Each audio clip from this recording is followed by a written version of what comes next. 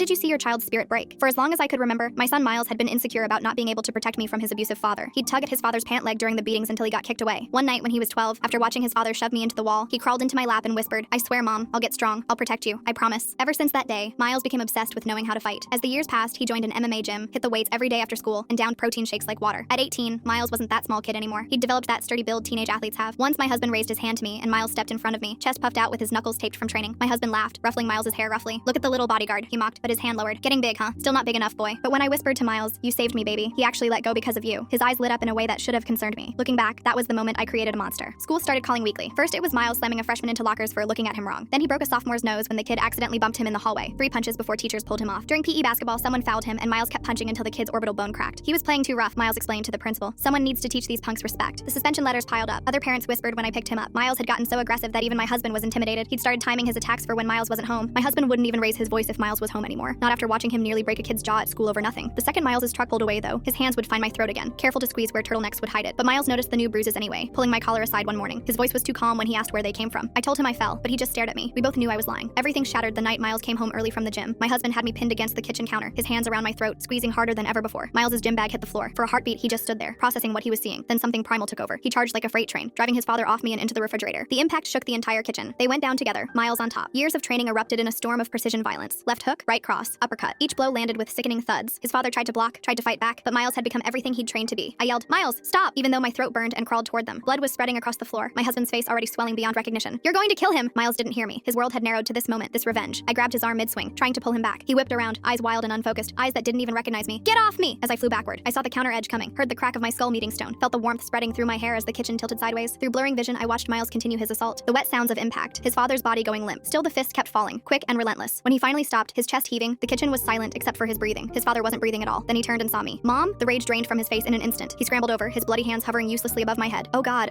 what did I do? "Mom, please, I didn't mean to." The sirens came closer. Miles's 911 call was barely coherent through his sobs. When paramedics burst in, he physically blocked them from his father's motionless form. "Her first! Save her first! I don't care about him!" His voice cracked like a child's. "Please, she's bleeding so much." It took 3 officers to wrestle him down and get the cuffs on. He fought them viciously, trying to reach me, to hold my hand, to apologize one more time. As I became unconscious, I saw my son being detained, his face pressed against the police car window. I ended up being diagnosed with a brain injury that left me with permanent double vision and deep migraines. When I visited my son in the county jail, he couldn't look me in the eyes, just stared at the table and kept apologizing over and over. When I tried telling him it wasn't his fault, that I'd hired a lawyer to prove it was self-defense, he finally looked up. "It wasn't, Mom," he said. "I would do it all over again if I could. I would just protect you better." A part of me died when he said that. My baby had become his father, and it was all because of me.